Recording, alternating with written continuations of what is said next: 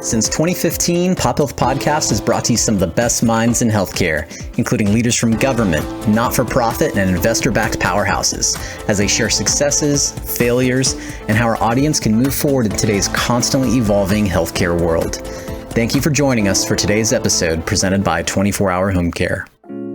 Hello, everyone, and welcome to another episode of Pop Health Podcast. I'm Gavin Ward, host of Pop Health Podcast. In today's episode, I had the opportunity to sit down with Paige Brogan, who serves as the principal of our CalAIM for Blue Shield of California Promise Health Plan. Today, when I sat down with Paige, we dug in a little bit to her background and actually a common place that we share with some 626 or San Gabriel Valley connections. And we learned how she ultimately got connected to Kaiser Permanente, played a big role in some initiatives regarding the Affordable Care Act, and now leads an initiative with Blue Shield of California Promise Health Plan, in which they're serving so many beneficiaries here in Medi-Cal with the new CalAIM initiative. We learned from Paige how it's important to have a big heart to serve, but also be financially responsible while doing so. We hope you enjoyed today's episode. Check out other episodes of Pop Health Podcast by visiting us on pophealthpodcast.com, checking us out on our YouTube channel, or listening to wherever you listen to your shows. Thanks, everybody. Enjoy today's episode. Paige, good morning. Thanks so much for joining the show today. Good morning, Gavin. Thank you for having me. Absolutely. So one way we like to start our shows, Paige, is we like to get to know the guest a little bit outside of the workplace. So can you share a fun fact, a hobby, something like that about yourself? Well, from a very early age, I've always loved to run and been a longtime runner. I've run several marathons. I've done ultras, and I just find it's a wonderful opportunity to not just stay fit, but to engage with the community. And if you think about people that love healthcare, they're very much community type people, and running is definitely one of those outlets. Nice. So an ultra marathon, I've probably read about it somewhere, but could you tell us what that is? It's for crazy people. No, really, it's basically a distance that's beyond the marathon. So 50 miles are generally ultra marathons. Wow. So this is 50 straight miles with maybe a break for like water, or not even a break. You grab water and maybe a banana as you go. Or do you eat anything in the 50 miles? You do. And it's actually really funny. You would never imagine this, but runners, typically very healthy people, the snacks they have at ultras are things like Coke and potato chips. Oh, wow. So that's like, is that acceptable, or is that just like people regularly sneak that in? Oh, no, it's very acceptable. Yes. Okay. Awesome. You need the calories. I bet. Yeah. 50 miles. So what's an example of like a route that you took for 50 miles? So we did a fantastic ultra put on by, quick shout out to Kara Hanniger, who's a fantastic race director here in Southern California, called the Leona Divide. And it is in the mountains just to the west of Los Angeles. And it was fantastic, amazing life experience. So go ahead, sorry. Oh, I was just going to say, my other favorite race is I did the original Greek marathon. Wow. That was definitely incredible. That goes from marathon and into the center of Athens, and you actually finish the race in the Colosseum. Wow. So when you say the Greek marathon, this is where marathon, the term came from, right? Like it's the same path. Yes. This is the classic one that Phidippides ran way back thousands of years ago. That is awesome. Well, so I know we're going to talk about CalAIM today, but really quickly, what inspired your journey to running? It's a great story. When I was a kid, I had a dog named Cuda Brown, and it was my job to walk him. And I grew up in the foothills of Pasadena, and right next to our home is a fabulous place called Eaton Canyon. And so I used to walk my dog, and we would go up the canyon. And one day I thought, well, why can't we run? And I just started running trails, and I fell in love with it. And it's been a part of my life ever since. That's awesome. I know Eaton Canyon well. It was very busy during COVID when people were trying to get outdoors. Yeah. And folks, before we hit record or you listen to this part of the podcast, I got to know Paige a little bit and found out that she actually you grew up, it sounds like, in the San Gabriel Valley, 626, and you actually went to Temple City High in the San Gabriel Valley, which most people, I would guess, when they ask where I live or where I'm from, I say Temple City, and half the people don't even know, Paige.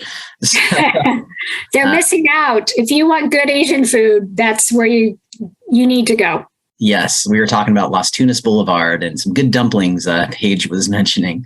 So you grew up here in the San Gabriel Valley, did some hiking at Eaton Canyon, which is a great place, folks. Check it out, EATON Canyon. I don't think you need a reservation. At one point you did during COVID. Not sure if you knew that, Paige, but. Oh, I did not. Yeah. So my family actually and we went there and we said, sorry, or they said, sorry, you can't go hiking. You need a reservation.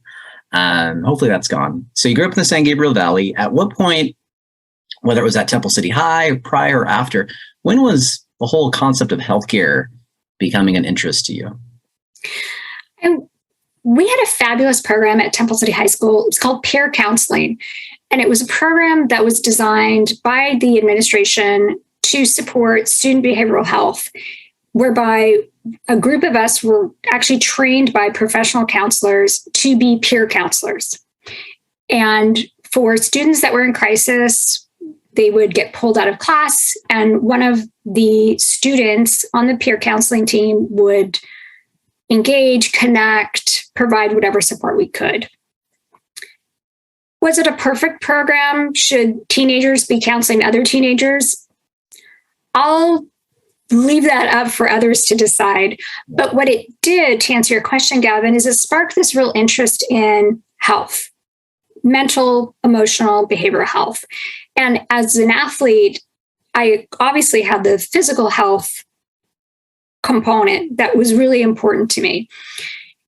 And when I went to college, that really solidified. I did cognitive science at Occidental College, which has an interesting component for those that are aware of where Occidental plays into the national healthcare story. For those that don't know, our previous president who actually launched the Affordable Care Act, Barack Obama, went to Occidental.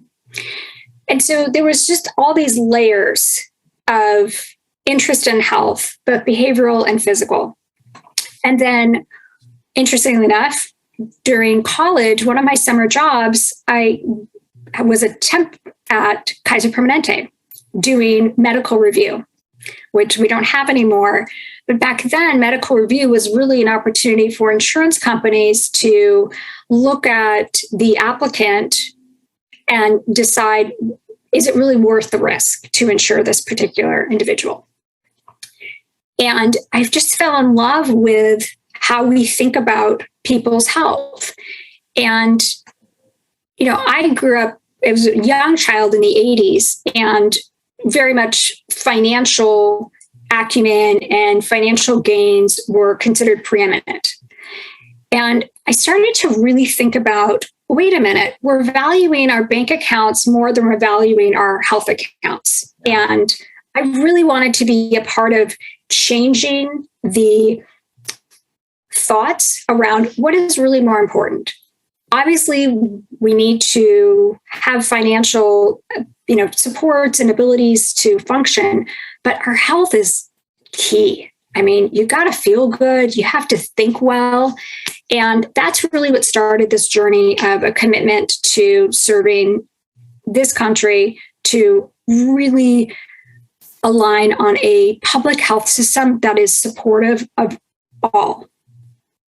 So your internship at Kaiser Permanente, were you seeking out, the healthcare world? Did it kind of fall into place? Because I know you eventually then served there for many years. So tell us how that all came together. I was very fortunate, and I had some amazing mentors when I was at Kaiser, and I was able to have my first real job at Kaiser, which was very exciting. So I started out working as a business analyst at Kaiser Permanente and learned a lot about the different lines of business and really fell in love with the Medi-Cal space. And this is, again, the California version of Medicaid, right, which is the federal version. And I know most of the audience is very familiar with this, so I won't go into the details of Medicaid and how it's different in California.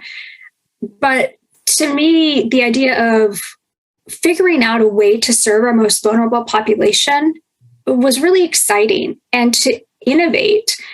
This was when I first started at Kaiser. This was a long time ago. So we've come so far since then.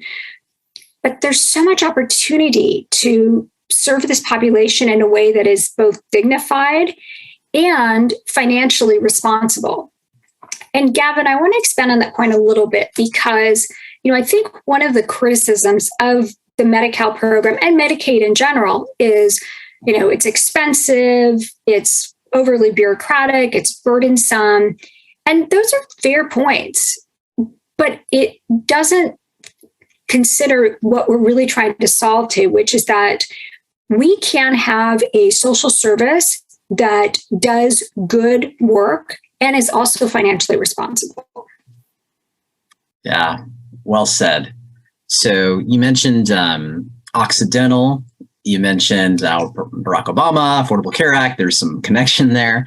So you served at Kaiser Permanente for a long time, and you were actually you were there during the time of the ACA and the Affordable Care Act.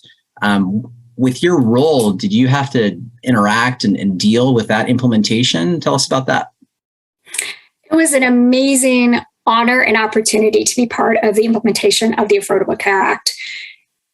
There were a lot of flaws in that implementation, but that doesn't mean it was a bad program. And as many of the folks in your audience are well aware, back in 1965, when Medicaid and Medicare was implemented here in the country, it was not a seamless process. And any large-scale initiative is never going to be without fault.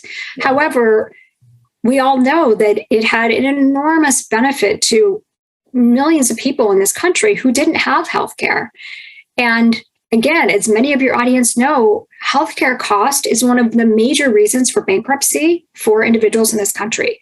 And I think that the Affordable Care Act was an enormous success in so many ways. It provided not just expansion of care, but it changed the options for care, right? So if you think about this, when Medicaid was first introduced in 1965, it was really for medical services, right? So visiting a doctor, straightforward medical services.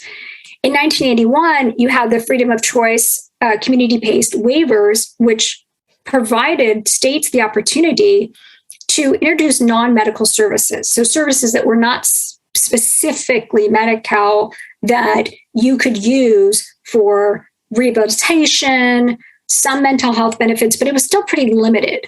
Yep. And then you have the ACA, which came into effect in 2014, whereby the benefits expanded even more. So we're now starting to get to the precipice of where we are with CalAIM in terms of additional mental health services, housing and security services, meal and security services. So we're really looking at whole person care. Yeah. And that's incredible to think about. We're now starting to really conceive of a person's health is not just going to the doctor, getting a prescription, going to the ER. It's really looking at the entirety of someone's health and how we can not just meet the immediate need, but also prevent future deficits in their mental and physical being.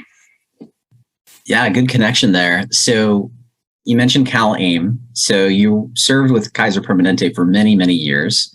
And recently you've taken on the role of principal for CalAIM at Blue Shield.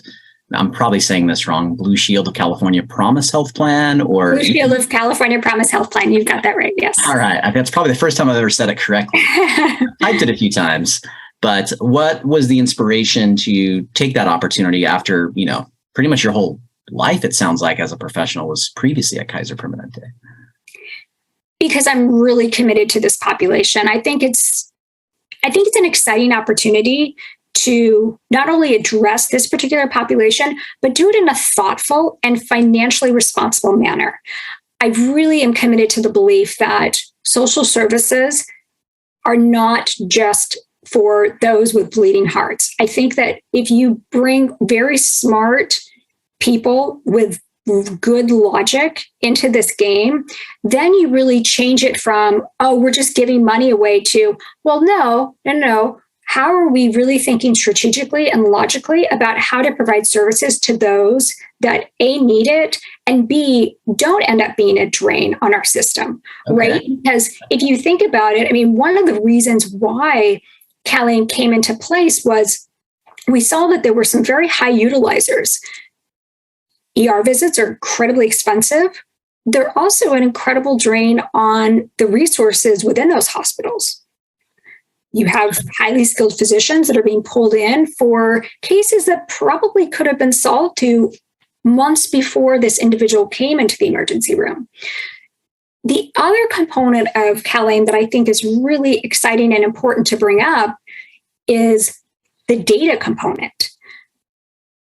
There is a huge emphasis from the state to be strategic about where are we pulling data from, how are we using it, and how are we using it for the betterment of both our members and the providers, the managed care plans, the community-based organizations, all of the players that really are attempting to serve the member. Yeah, so let's talk through this. So, you bring up some good points about the bleeding heart folks who want to serve the population, which is it's great that they have those hearts, but we have to do it in a financially stable way. So one of the things I wanted to ask you was what excites you? Like, let's get in the weeds a little bit. So CalAIM's got a lot going on for it, right? We have, most of the audience will be familiar at this point with enhanced care management, community supports. There's other things happening too.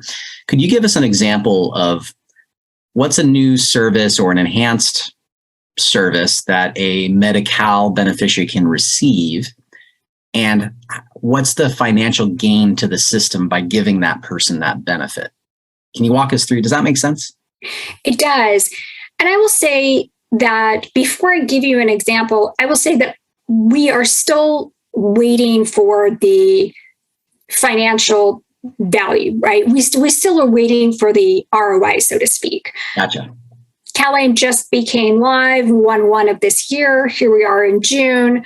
So we really don't have all of the numbers yet. Yeah. But what I can say is that a number of the CalAIM programs are meant to be both preventative. In addition, when we think about enhanced care management, and most of the audience here knows this, is that is really approaching what we call our high utilizers, folks that repeatedly use the emergency rooms, ambulance services. There's also a lot of drug, alcohol, behavioral issues that arise. And so we're really trying to systemically address those so that we don't have folks that are going to the emergency room and costing hundreds and thousands of dollars. Major organ transplant is another good example, right? So if we can address those individuals that have serious medical issues before they need a transplant, and I mean, clearly we can't do that in all cases, but certainly there are some preventative measures that we can take whereby we will start to see a financial advantage. And when I say financial advantage, I do want to emphasize managed care plans are not in the business of making decisions based on finance. We're in the position of making decisions based on what is best for the member. Yeah. However, having said that, obviously it's not sustainable if we're just throwing money at members, right? We need to figure out a way how to create a healthcare system that is both beneficial to all of the players involved, right? The managed care plans, the providers, the physician assistants, the county-based organizations, all of the players here, and ultimately serve the member. Okay, so let's talk. So the state is trying to bring in all these new services or enhanced services, which can be expensive for providers to build out. You mentioned data, so we have to have when I say we, my day job is a provider of services. Mm-hmm. You have to build out systems to be able to report on certain things, give demographic reporting, things like that are very important, but expensive. So one of the things California is doing is giving providers some funding or potentially reimbursement for funding to build out their infrastructure. Can you talk to us a little bit about some of the funding that's available? For example, the IPP funding? Sure. So the IPP funding is really interesting. So that's the incentive payment program. And that is something that the state designed as an optional opportunity for the managed healthcare plans. And the ethos here is that if the managed care plans were willing to provide certain services, so some of the community supports, some of the enhanced care management, that we would be eligible to receive some payments. And the way we would use those payments is they wouldn't go necessarily to the managed care plans, but they would go to the providers. Yeah. And the providers would use these funds in a variety of ways, right? So they would use them to build capacity. So, for example, there's a provider and they don't have enough staff. So this would help augment their ability to increase resources so that they can provide these services. Would also help augment their data reporting and capturing capabilities, so their technological abilities. And this is an incentive that not only helps them, but it also helps the managed care plans to support their membership. And the other thing that I want to mention that I think is really key about this incentive program, it's, Gavin, another example of, I think, a strength of CalAIM.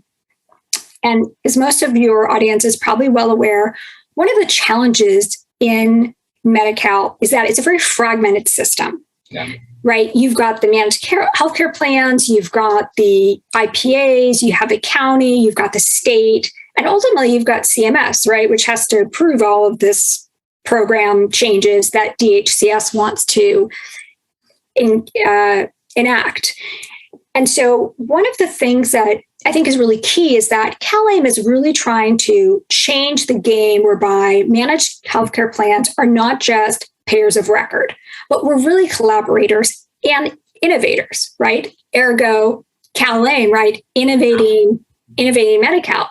Yeah. And I think that the incentive program, really, from my mind, it's really about bringing everyone together to say, okay, providers, how can we help you guys through this additional funding? How can we help you? So, and not just help you, but collaborate with you. Yeah. And, the other thing that I would say, Gavin, is that you see this as well under the homeless housing incentive program. You see this as well under the student behavioral health incentive program, right? Where for student behavioral health, for example, managed healthcare programs are working alongside the local educational agencies. They're working with some of the county behavioral health agencies to ultimately serve the member in a collaborative way. Yeah, really good point. And I'm not sure if you're aware, Paige, you mentioned SBHIP, or the Student Behavioral Health Incentive Program, something like that. Earlier this morning, I should know this because we had a gentleman who you probably saw speak recently at the same conference we attended recently, Alex Briscoe from the California Children's Trust. We actually just released an episode with him this morning that talks in more detail on what you just touched on for SBHIP. So folks, if you are involved with kids or children with behavioral health, it's a great episode to check out. That was, again, released as we're recording this on June 7th. So one of the things you mentioned, which was very nice, Paige, is on our show, we've had some great leaders like yourself, but from different angles, like Alex on kids specifically. Mm-hmm. Your role with Blue Shield California Promise Health Plan is you're the principal, you're the leader, you're the key stakeholder. But you are also looking to others across the state to collaborate with, maybe like-minded people with other plans. You mentioned the IPP funding, where we have a group called Transform Health, who's helping facilitate a lot of these conversations. In your role, who do you look to, or what groups do you think our audience should be looking at as leaders or potentially get involved with to kind of stay up to speed with what's happening with CalAIM? I think that's a great question. So there is the advocacy groups, which really pull together all of the managed healthcare plans. So I think, again, in this new framework, the managed healthcare plans are really collaborating and working together. And we're talking to each other about where are the challenges that you're experiencing. And then we're finding new ground with the state, which I think is very exciting to see DHCS really being willing to come to the table and not just talk to the managed healthcare plans, but really elicit feedback. I think that's one of the things that's been very exciting about CalAIM is consistently throughout the process, they've reached out and said, here's our roadmap. Health plans, what do you think? Yep. And so there's very much a collaborative effort. I think there are a lot of eyes on California. Clearly, the CalAIM initiative is something a lot of other states are very much following in great detail. And one of the things that we're really thinking about is how do we provide this as a model to the rest of the country? Yeah. And I think we're going to see more and more of that, because even though the Affordable Care Act did a lot of really imaginative and expansive things in terms of providing care for all Americans, we still have a lot more to go, right? We still have people that are not getting the care that they need.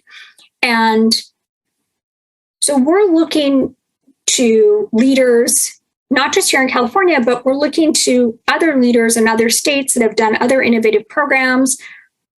Remember, CMS is still heavily involved in overseeing what we do here in California and providing us the opportunity to enact these new changes. I would say the other people that I really look to is I'm looking to hospitals that are doing pilot programs. I'm looking to community-based organizations that are doing pilot programs. I'm looking to those that are coming up with new ideas and thinking, well, let's see here. How can we really reimagine how we're delivering care? And I also am looking at the data, because I think that's really where we're going to find, are we doing the right thing or are we not? And when I say data, I don't just mean financial data.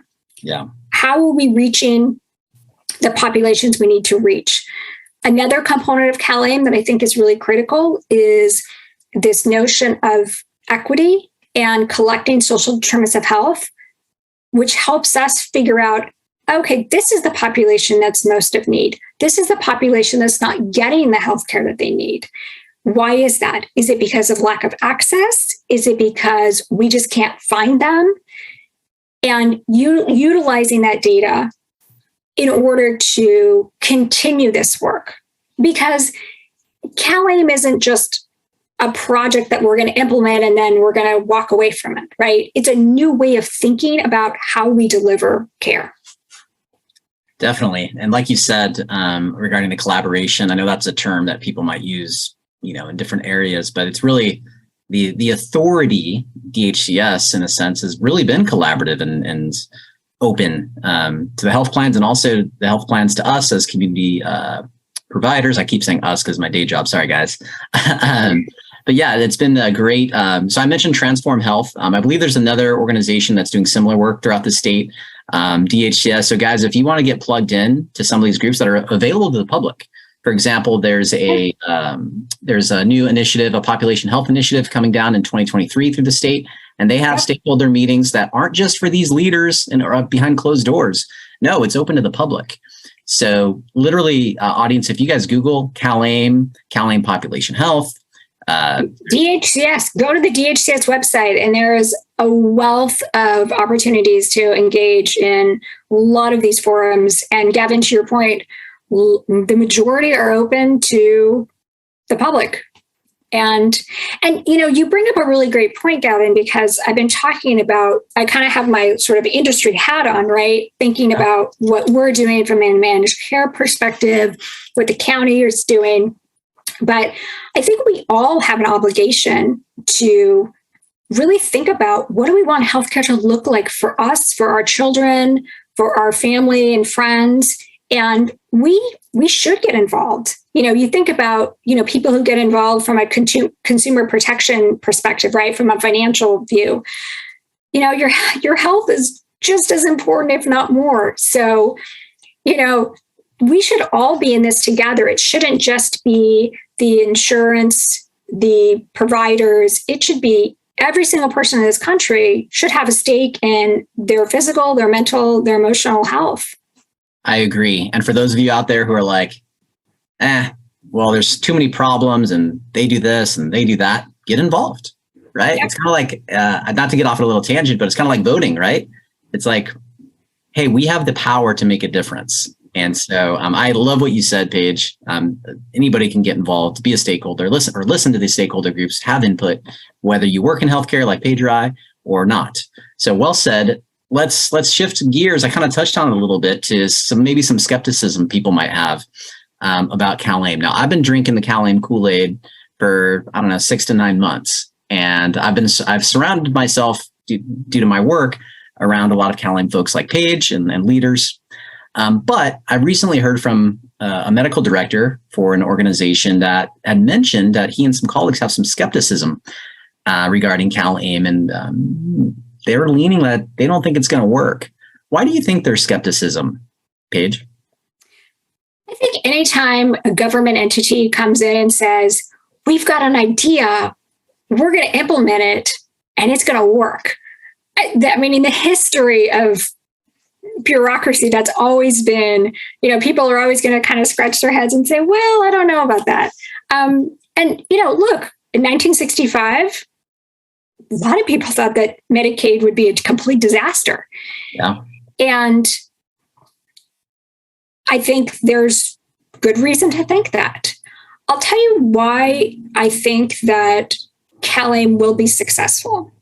I think number one is it was based off of the pilot program, right? The health homes and the whole person care pilot program that happened a few years ago. So they started with a good framework of work they had done previously. I think they did a really good job of ensuring that all the stakeholders were on board. Yeah. Just to any initiative, anything that you want to do. Let's take a really dumb example. You want to paint your house? Well, if you can get your spouse on board, you're going to have better success with painting your house than if you want to do it by yourself, right? So yeah. They did a really good job of making sure that they had good stakeholder engagement. I think that the focus on data was something that also really inspired and engaged a lot of the folks that are in this work, because, and I want to nuance that a little bit, because it's very easy to say, oh, let's get a bunch of data, right? That gets people really excited, like, oh, we're going to have information. But it's more than just that. This state is really trying to think through, well, how do we use that data, right? Because there's no possible way we can use all the data we collect. So how can we be strategic and smart about how we're using the data, and specifically how we're using the data to solve to the member need? How are we meeting the member where they are with the data that we have to solve to what they need, whether it's mental health, physical health, wellness, other types of services they might need, housing insecurity, food insecurity. And then finally, I think that the idea of the managed healthcare plans, the MCPs, being accountable and collaborative is huge. It's really changing the role that the managed healthcare plans have had. And I think that accountability will really help ensure success. Will it be bumpy? Of course it's going to be. And we already know it's been bumpy, right? We've been in this since January and it's been bumpy. Yeah. But just because something's bumpy doesn't mean that it's bad. We grow the more we are in uncomfortable situations. And this is uncomfortable right now for the managed healthcare plans. It's uncomfortable for a lot of the stakeholders involved in this. We're all trying to figure it out. But I think from that, we'll see incredible strengths and gains. And we'll learn from the bumpiness. We'll learn from the mistakes and the places where we sort of misstepped. Yeah, well said on the bumpiness and the openness to admit it. And it's almost like everyone's very comfortable saying it nowadays, which is awesome. I've been involved with CalAIM for less than you, I'm sure, about 6 to 9 months. And it's bumpy everywhere, and people admit it, and we're working together. It's great that we're all on the same page with the bumpiness a little bit. Well, hey, it's been great. It's been great connecting with you, Paige. Audience, I had the chance to meet Paige recently, and we had the small world. The Temple City connection is really cool. A lot of time, I was telling Paige off air, when we say Temple City, people are like, "Where's that? Is that like Cathedral City in Palm Springs?" No. Nice to know another 626 native. Right. And folks, or actually, I'm asking you, Paige, if folks want to keep up the tabs with your work, are you active on any social media or any recommendations? I am. I am on LinkedIn. I am on Twitter. I am on Instagram.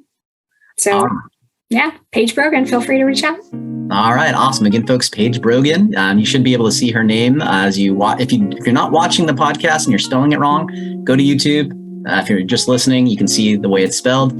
But again, Paige, Paige, Brogan, Brogan. Really appreciate you joining the show today, Paige. Well, thank you, Gavin. It was really a pleasure. Thanks, everyone, for tuning in to another episode of Pop Health Podcast. We hope you've enjoyed today's episode, and if you have and want to check out other episodes, visit us at pophealthpodcast.com, iTunes or Apple Music, Spotify, Stitcher, and now YouTube as well. Take care.